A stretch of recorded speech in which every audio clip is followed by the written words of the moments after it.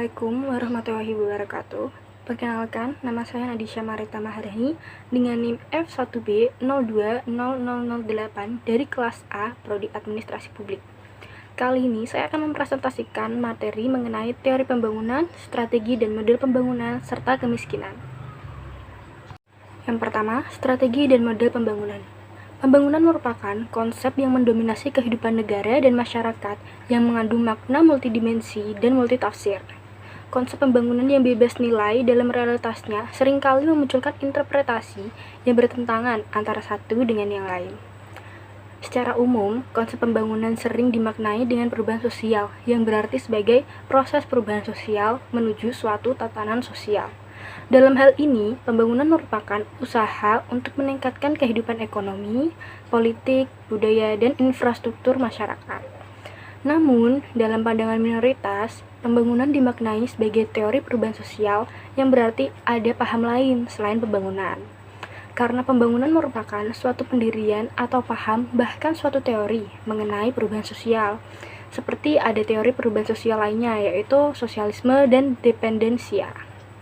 Nah, dari penjelasan tadi didapatkan konsep pembangunan, yaitu yang pertama, konsep pembangunan yang identik sebagai perubahan sosial, dan yang kedua, pembangunan sebagai pandangan atau aliran yang sejajar dengan perubahan sosial lainnya, seperti teori perubahan sosial kapitalisme, teori konflik, dan lain-lain. Pada dimensi lain, konsep pembangunan juga memiliki dua makna, yaitu pembangunan sebagai fenomena sosial dan pembangunan sebagai planet societal change. Yang pertama, pembangunan sebagai fenomena sosial. Konsep ini menggambarkan adanya perkembangan peradaban manusia yang di dalamnya mengenai perkembangan atau perubahan dari peradaban satu ke peradaban yang lain. Dalam perubahannya ini tidak ada campur tangan pihak siapapun karena berubah dengan sendirinya. Seperti misalnya peradaban dari zaman batu ke zaman logam. Yang kedua yaitu pembangunan sebagai planet societal change. Dalam konsep ini berarti pembangunan sebagai suatu perubahan sosial yang disengaja dengan tidak menutup kemungkinan untuk menghubungkan dengan konsep pembangunan sebagai aliran. Nah, menurut Todaro, ada 3 nilai hakiki dalam pembangunan. Yang pertama, itu kebutuhan untuk hidup. Kebutuhan untuk hidup bukan hanya kebutuhan mengenai makanan saja, akan tetapi juga mencakup semua hal yang merupakan kebutuhan dasar manusia secara fisik, yaitu sandang, pangan, papan, kesehatan, dan keamanan. Yang kedua yaitu harga diri sebagai manusia. Kehidupan yang baik itu dengan adanya dorongan dari diri untuk maju, menghargai diri sendiri, dan merasa layak untuk melakukan sesuatu. Semua itu termasuk dalam jati diri. Banyak sekali masyarakat yang merasa kecil karena mereka merasa tidak ada kemajuan entah dalam segi ekonomi atau teknologi seperti masyarakat yang lainnya. Yang ketiga yaitu kebebasan dari perbudakan. Kebebasan dalam hal ini berarti luas juga, karena sebagai kemampuan untuk bebas agar tidak diperbudak atau bebas dari perasaan diperbudak sosial sebagai manusia. Lalu, bagaimana definisi pembangunan? Sulit untuk mendefinisikan pembangunan yang bisa mencakup semua dimensi, karena konsep pembangunan sebagai planet societal change bukan konsep yang netral. Pembangunan merupakan konsep yang memiliki nilai value loaded, di mana pembangunan akan terkait dengan apa yang dianggap baik dan apa yang dianggap buruk. Nah, menurut pengalaman sejarah dan bangsa, ada 2 sifat yang mempengaruhi keberadaan konsep pembangunan value loaded, yaitu yang pertama, pembangunan yang bersifat kultur spesifik, yang berarti pembangunan memiliki arti berbeda-beda oleh suatu negara yang memiliki lingkup dan perkembangan sejarah yang beda. Contohnya yaitu seperti negara Burma yang ingin mendirikan sosialisme untuk pertumbuhan ekonomi dengan mengurangi dan membatasi pengaruh asing di negaranya dan meningkatkan peran militer. Yang kedua, pembangunan yang bersifat time specific, yang berarti bahwa dalam suatu negara pembangunan dapat diartikan berbeda dalam kurun waktu yang berbeda. Contohnya, seperti pembangunan pada masa Orde Lama yang menekankan pembangunan politik, berbeda dengan pembangunan pada masa Orde Baru yang menekankan pembangunan ekonomi. Nah, di sini ada beberapa contoh definisi pembangunan. Yang pertama yaitu dari Saul M. Katz, yaitu development is a major societal change from one state of national being another, more valued state.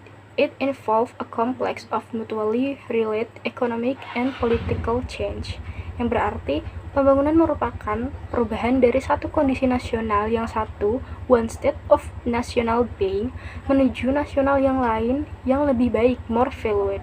Hal ini mencakup saling keterkaitan antara perubahan ekonomi, sosial, dan politik. Yang kedua selanjutnya yaitu definisi dari Todaro. Development is multidimensional process involving the reorganization and reorientation of entire economic and social system. In addition to improvement of income and output, it typically involves radical change in institutionally, social, and administrative structure as well as in popular attitudes and in many cases even custom and beliefs. Yang artinya, pembangunan adalah proses multidimensi yang melibatkan reorganisasi dan reorientasi seluruh sistem ekonomi dan sosial. Selain perbaikan pendapatan dan output, biasanya melibatkan radikal, perubahan kelembagaan, struktur sosial, dan administrasi, serta sikap dalam populer dan dalam banyak kasus bahkan kebiasaan dan kepercayaan. Kita lanjut, selanjutnya yaitu ada model pembangunan. Yang pertama yaitu ada model pembangunan kebutuhan dasar. Menurut Land et al. 2013, ada 5 prinsip utama model pembangunan kebutuhan dasar yang saling berkaitan antara satu dengan yang lainnya, yaitu yang pertama ada pembangunan kapasitas. Pembangunan kapasitas merupakan bagian dari kebutuhan dasar pembangunan, di mana kapasitas adalah sebuah ruang untuk menyikapi model pembangunan yang akan dilakukan. Contohnya yaitu seperti kapasitas pelayanan terpadu sebagai upaya di mana masyarakat akan mendapatkan kemudahan dalam menjalankan hak dan kewajibannya sebagai warga negara yang taat akan regulasi dan peraturan yang berlaku. Yang kedua yaitu ada mata pencaharian berkelanjutan. Mata pencaharian berkelanjutan merupakan bagian dari pembangunan kebutuhan dasar dengan jenis mata pencaharian masyarakat yang sesuai dengan lokasi dan kondisi geografis di daerahnya, yang memberikan nilai manfaat pada lingkungan yang berkelanjutan. Yang ketiga yaitu ada penelitian dalam pembangunan. Nah, dalam model pembangunan kebutuhan dasar tentunya membutuhkan kajian agar model pembangunan ini memiliki landasan yang kuat untuk melaksanakan pembangunannya tersebut. Penelitian dalam pembangunan ini merupakan proses yang tak terpisahkan dalam perencanaan pembangunan, implementasi pembangunan, maupun evaluasi pembangunan dalam memperkuat model pembangunan berkebutuhan dasar. Lalu, yang keempat yaitu ada manajemen dan administrasi. Model pembangunan kebutuhan dasar menggunakan fungsi dan perannya seperti melakukan perencanaan, pengarahan, dan pengendalian pembangunan sebagai bentuk pembangunan yang dibutuhkan kebutuhan dasar. Lalu selanjutnya yaitu yang kelima dan yang terakhir, merupakan kesehatan mental masyarakat. Nah, dalam model pembangunan kebutuhan dasar memiliki peran untuk memerlukan kesehatan mental masyarakat. Tujuannya yaitu agar masyarakat siap untuk menerima pembangunan kebutuhan dasar ini. Dengan kata lain, penggunaan ini haruslah tepat sasaran agar tidak menimbulkan konflik. Selanjutnya yang kedua yaitu ada model pembangunan masyarakat atau people-centered model. Hal pokok dalam model pembangunan ini yaitu peningkatan kualitas keikutsertaan masyarakat dalam rangka untuk mewujudkan kesejahteraan. Agar hal tersebut dapat terwujud, tentunya dibutuhkan sinergitas pembangunan nasional antara pemerintah pusat dan pemerintah daerah sebagai fasilitator. Model pembangunan ini cenderung berfokus kepada pemberdayaan. Dalam hal ini, pemerintah berperan sebagai fasilitator yang hakikatnya yaitu mendorong adanya keberdayaan pada individu masyarakat sebagai aktor yang berperan penting dalam proses pembangunan. Tujuan utama model pembangunan berbasis masyarakat adalah untuk membentuk revolusi mental setiap individu yang akan membangun kemandirian yang tidak tergantung kepada peluang kerja dari pemerintah saja. Kemandirian ini tentunya perlu diterapkan agar tingkat kesejahteraan semakin membaik. Perkembangan daerah juga dilaksanakan untuk mencapai tujuan yang telah ditetapkan sebelumnya, baik dalam jangka panjang maupun dalam jangka pendek. Tujuan pembangunan jangka pendek ini adalah untuk menunjang atau mendukung keberhasilan pembangunan proyek-proyek penunjang daerah. Sedangkan tujuan pembangunan jangka panjang adalah mengembangkan seluruh wilayah yang tertinggal di Indonesia menjadi wilayah swasembada dan memperhatikan keserasian pembangunan daerah pedesaan dan daerah perkotaan. Model pembangunan daerah ini dapat diartikan sebagai upaya pemerataan wilayah yang dimana selama ini pembangunan di daerah itu belum maksimal diimplementasikan karena banyaknya pertimbangan yang harus diperhatikan agar pembangunan daerah tersebut memiliki kualitas dan keinginan masyarakat yang tinggi sesuai dengan kegunaannya. Pembahasannya selanjutnya yaitu kemiskinan. Definisi kemiskinan. Kemiskinan merupakan ketidakmampuan untuk memenuhi kebutuhan, baik yang mencakup kebutuhan material ataupun kebutuhan non-material, Reitsma dan Kleinping. Dalam panduan keluarga sejahtera, kemiskinan adalah suatu keadaan di mana seseorang tidak sanggup memelihara dirinya sendiri dengan taraf kehidupan yang dimiliki dan juga tidak mampu memanfaatkan tenaga, mental, maupun fisiknya dalam memenuhi kebutuhannya. Chambers 2006 membuat klaster definisi menjadi 4 kelompok.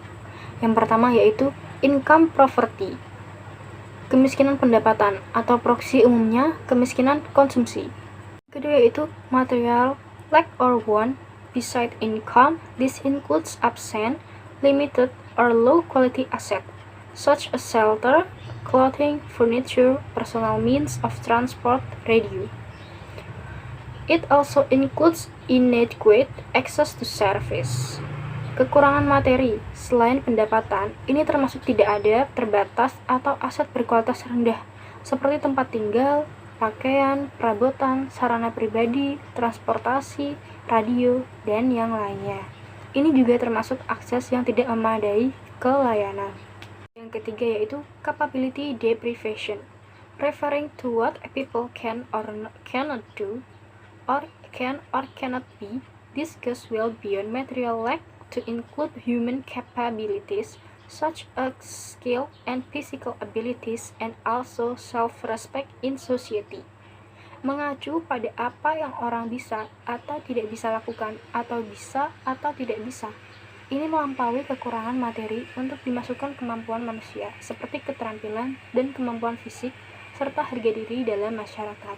Yang keempat dan terakhir yaitu multidimensional deprivation, with material lack or want as only one of several mutually reinforcing dimensions. Perampasan multidimensi dengan kekurangan atau keinginan materi sebagai satu-satunya dari beberapa dimensi yang saling menguatkan. Kemudian ada dimensi kemiskinan, Bappenas 1998, yaitu ada kurangnya kesempatan atau lack of opportunity, rendahnya kemampuan atau low of capabilities, kurangnya jaminan atau low level of security, dan ketidakberdayaan atau low of capacity or empowerment. Selanjutnya yaitu ada tingkat keparahan kemiskinan. Yang pertama yaitu kemiskinan absolut, apabila tingkat pendapatan atau pengeluarannya di bawah suatu ukuran tertentu yang telah ditentukan bersama. Penyebabnya yaitu keterbatasan penguasaan aset atau keterbatasan modal. Yang kedua yaitu ada kemiskinan relatif, apabila tingkat pendapatan seseorang dan keluarga berada di atas garis kemiskinan, namun secara relatif masih rendah dibanding pendapatan masyarakat yang ada di sekitarnya. Selanjutnya yaitu kemiskinan berdasarkan sifatnya. Yang pertama ada kemiskinan sementara. Kemiskinan sementara terjadi akibat perubahan dari luar yang mengakibatkan suatu keluarga atau kelompok masyarakat yang awalnya tidak miskin menjadi miskin.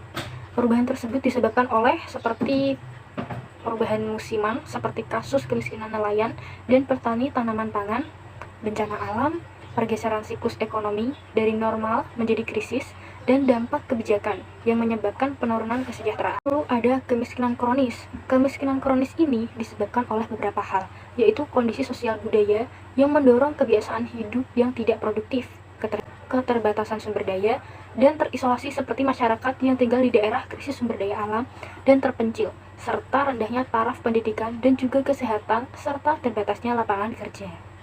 Mengapa bisa terjadi kemiskinan? Dilihat dari perspektifnya yaitu yang pertama ada domestic perspektif atau internal, atau juga disebut sebagai teori modernisasi yang terdiri dari product of development sebagai produk pembangunan yang tidak adil, given condition sebagai awal kondisi masyarakat tradisional atau budaya masyarakat yang tidak mau berubah, dan state policy yaitu kebijakan yang tidak adil. Yang kedua yaitu ada internasional atau eksternal. Dilihat dari berbagai fenomena yang terjadi, jumlah kemiskinan masih terus saja meningkat. Penyebabnya yaitu karena adanya ketidakmerataan pembangunan dan juga kurangnya tindakan atau upaya pemerintah secara langsung terhadap kemiskinan. Dari kegagalan tersebut, tentunya dibutuhkan strategi yang tepat dalam pembangunan agar bisa menanggulangi kemiskinan dan mensejahterakan masyarakat. Strategi yang tepat ini tentunya akan bisa mewujudkan cita-cita negara Indonesia seperti yang tercantum pada pembukaan dan Undang-Undang Dasar 1945. Sekian dan terima kasih.